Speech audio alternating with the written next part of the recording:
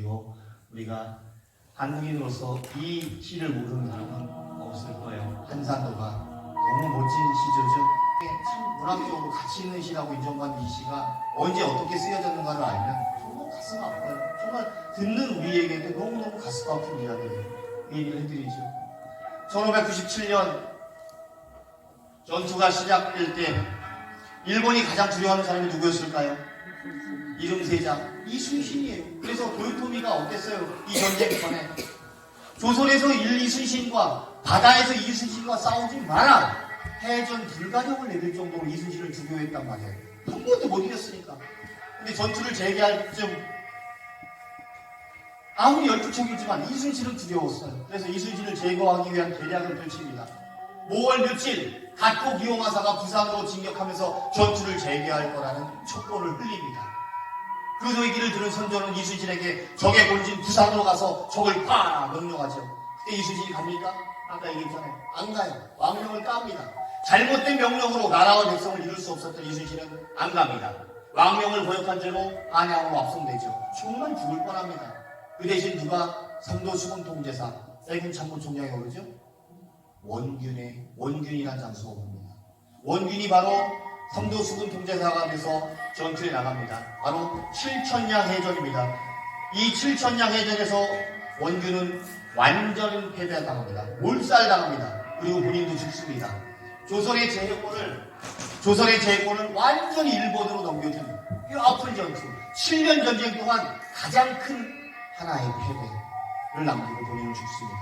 민망해진 선조는 찾을 사람이 없었습니다. 그리고 다시 이순신에게 전화를 겁니다. 선생님 이 전화 받을 거예요? 선생님 받겠어요 이 전화? 어제까지 정말 날 죽이려고 했거든요. 근데 장군은 이 전화를 받아요.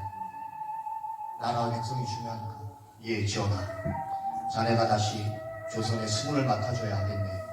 예, 제가 맞지요. 하면서 남쪽으로 내려가며 흩어진 병사들을 모으고 흩어진 병장기를 수집합니다. 그리고 보성에서 제기를 준비할 즈음 장수들이 모여들기 시작합니다. 뭐? 장군이 오셨다고? 장군이 복귀하셨다고? 속속들이 모여들기 시작하죠. 하지만 애는 12척이 나는 보고를 받은 선조는 이순신에게 조서를 내립니다. 그 뼈아픈 조서의 이름이 바로 명공육전입니다. 명한원이 조선의 수군을 패하고 그 군사들을 데리고 권율휘하에 가서 육전에 참가하라라는 소식을 전한 거예요. 저 같았으면 12척밖에 없잖아요. 너무 불안하잖아요. 예, 전하 감사합니다. 얼른 수군을 패하고 육전에 갔을 거예요. 근데 장군이 이 소식을 듣고 너무 괴로웠던 거예요. 왜 이렇게 조선의 상황을 모르는가? 남쪽에 수군을 패하면 당장 남해를 돌아 서해로 올라가서 조선의 허리를 끊어놓을 텐데 왜 이걸 모르는가? 너무 괴로웠던 거예요. 그 괴로운 심정, 정말 어두운 심정을 가지고 한산섬을 바라보며 빼앗긴 한산섬을 바라보며 한산 아저씨 글을 쓴 거예요. 한산섬에서 쓴 게 아니에요. 1597년 한산섬을 바라보며 오성의 열선 위에서 쓰셨던 것이죠. 선생님, 이승희 장군이 이런 마음으로 지금 이 시를 쓰셨어요. 눈을 마주쳐 주세요. 이런 마음 가지고 쓰셨다는 거 아시겠죠? 자, 같이 읽겠습니다. 한산성 달 밝은 밤에 수에 혼자 앉아 큰 칼 옆에 차고 깊은 시름하는 차에 어디서 일성호가는 남해를 끝나니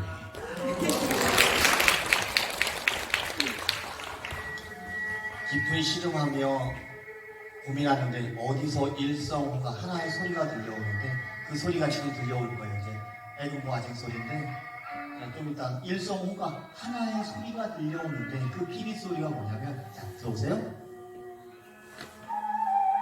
이거 태평소 소리.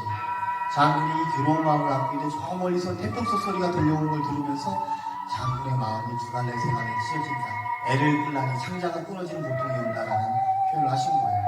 너무 놀랍지 않아요? 여러분 이런 충신 보셨습니까? 본인이 죽음 앞에 있는데 수군을 패하지 않고 끝끝내 이러한 마음을 결전을 다진 거예요. 그리고 장군이 이 무렵 선조에게 그 유명한 편지를 보내는 거예요. 뭐라고요? 전하! 신에게는 아직 12척의 배가 있어 봅니다. 신이 있는 한 적이 우리를 업신여기지는 못할 것입니다. 라고 글을 보내요. 너무 추신 아닙니까? 그리고 4월 후 아무도 예상할 수 없었던 본인만해도 마지막 전쟁이라고 생각했어요. 12척 가지고 330척가 붙는데 마지막 전투라고 생각한 거예요. 나도 여기서 죽겠구나라고 생각했겠죠. 하지만 4월 후 명량에서 대승을 거둬냅니다. 이게 바로 이순신이에요. 포기하지 않았던 거죠. 물러서지 않았던 거죠. 그리고 명량에서 대승을 거두자 마지막 전투라고 생각했던 도요토미 히데요시가 광증을 일으킵니다. 지금 말로 하면 뭐예요? 뚜껑이 확 열린 거예요. 그리고 이 병이 낫지 않아요. 그리고 죽고 맙니다. 장군은 손 하나 대지 않고 족장을 죽인 킬러라는 것입니다. 야, 멋지지 않아요? 킬러 이순신. 휴지 좀 드리세요. 그래요, 선생님? 그리고 여러분, 장군이 끊임없는 이 학습가인데 학습에, 학문에 열중했던 것이 끝이 아니에요. 학문에 열중했던 것과 더불어 끊임없이 새로운 지식과 정보를 수집하는데 마음이 열려 있었던 거죠. 귀가 열려 있었고 마음이 열려 있었던 것. 이게 바로 장군에게 더 큰 어떤 학습의 자세인 것 같아요. 혹시 나시분 계세요? 나시? 안 계세요? 선생님 나시예요? 아, 손주 이름이 누가 있어요? 임진왜란때 활약 한 번? 여기 써있죠? 근데 아세요? 모르세요? 몰라요? 도망가라! 몰라요 진짜? 이 거북선을 만들자고 제안한 분이 바로 이 나대용 장수예요. 장군! 귀선이라는 걸 한번 만들어 보시죠. 적이 이런 활동을 할 때 이 귀선이 이전에 이런 역할로 쓰였었는데 우리에게 도움이 될 것 같습니다. 이때 장군은 하급참모였지만 나대용이 하급참모였지만 바다와 배에 관한 전문가라는 것을 인정한 거예요. 그래서 그 얘기를 들은 거예요. 그래? 괜찮을 것 같은데 자네가 한번 프로젝트 리더를 맡아보게. 내가 한번 도와줄게 하면서 거북선을 만들기 시작한 거예요. 장군이 들을 수 있는 귀가 없었다면 후배를 무시하는 어떤 자만, 교만함, 선입관 이런 것들이 있었다면 이 배는 거북선은 나오지 않았을 거예요. 아마도 이렇게 얘기했겠죠. 우리 조직에 사는 얘기처럼. 야! 있는 거나 가지고 잘 싸워 이 자식아. 꼭 일 못하는 애들이 쓸데없이 새로운 거 만들자고 해. 이런 얘기를 했겠죠. 그럼 거북선은 나오지 않은 거예요. 바로 이런 자세가 들을 수 있는 귀, 열린 마인드가 있었기 때문에 이순신 장군이 23번 싸워서 23번 다 이겼다고 보는 거예요. 그래서 이순신의 학습 능력은 이거라고 보는 거예요. 설지 말고. 학습 능력이란 우리가 이순신 장군에게서 배워야 할 학습 능력이란 늘 열린 마음과 자세로 새로운 지식과 정보를 수집. 열린 마음으로 새로운 지식이나 정보에 대해서 흔쾌히 받아들이려고 하는 마인드가 있어야 합니다.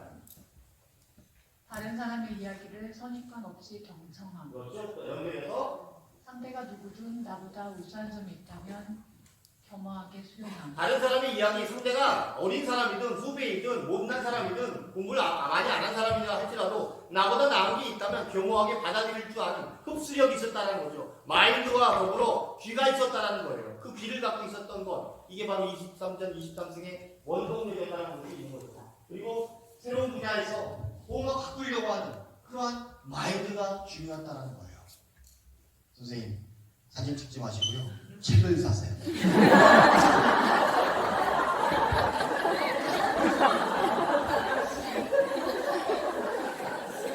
용서해 주세요, 선생님. 한번 얘기 나오면 여쭙겠습니다. 제 책 이름이 뭐라고요? 리더십 난중일기에 묻다. 이순신 자를 한자도 안 들어갑니다. 네, 맞습니다. 그래서 이순신 장군은 듣는 기술로 학습을 완성했다라고 보는데요. 여러분, 우리 귀를 세 가지로 구분해요. 보통 외인, 중인, 예인. 의학적으로, 근데 의미학적으로 그렇게 볼 수 있더라. 외인은 들을 수 있는 귀잖아요. 소리를 듣는 귀예요. 준비하지 않아도 들어요, 우리는.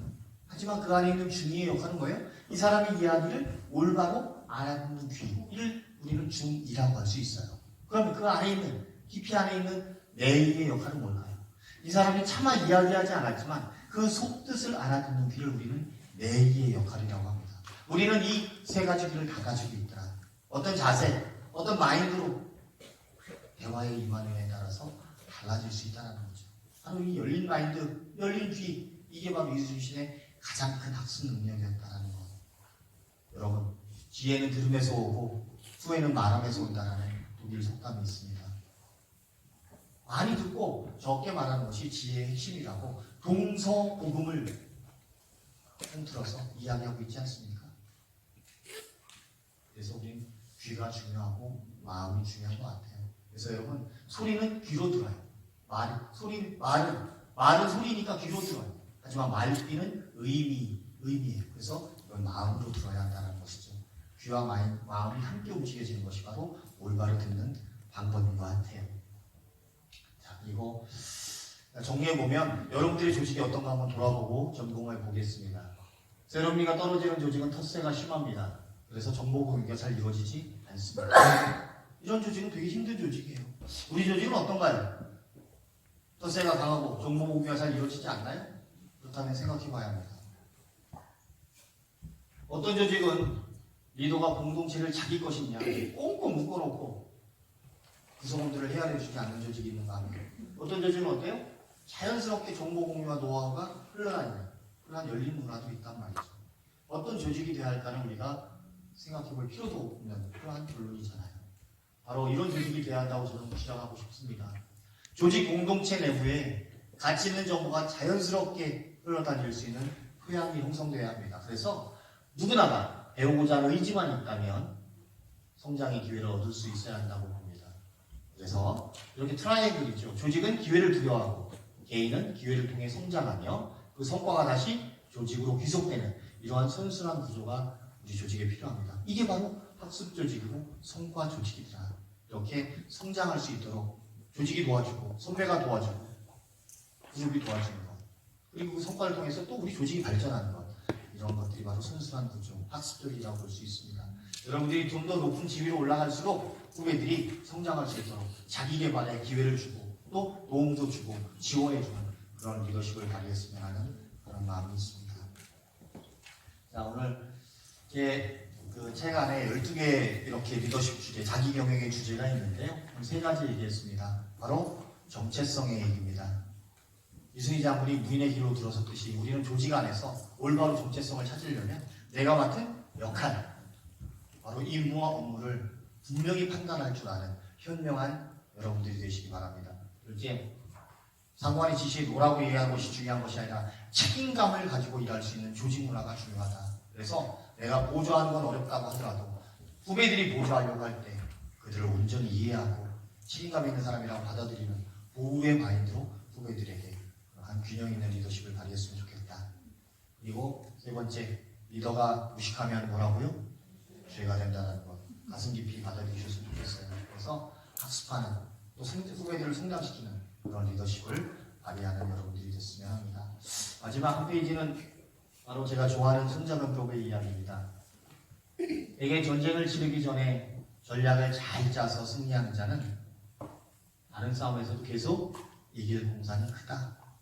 하지만 이미 패하고 나서 뒤늦게 대책을 세우는 자는 다음 전투에서도 이길 가능성이 낮다. 계산이 많으면 이기고 계산이 적으면 지는 것이다. 하물며 계산이 없을 때는 말할 것도 없다. 동의하시나요? 우리 선생님들 지금까지 얼마나 많은 계산을 하고 이 자리에 오셨나요? 아무런 계산이 없이 이 자리에 오셨다면 지금에 만족하셔야 합니다. 하지만 지금보다 나은 삶, 나은 성과, 나은 행복들을 기대한다면 지금부터 준비하고 계획하고 계산이 분명히 뒤따라야겠죠. 그런 실행력들이 여러분들의 리더십에 포함이 됐으면 합니다. 오늘 즐거운 시간이었습니다. 마치겠습니다.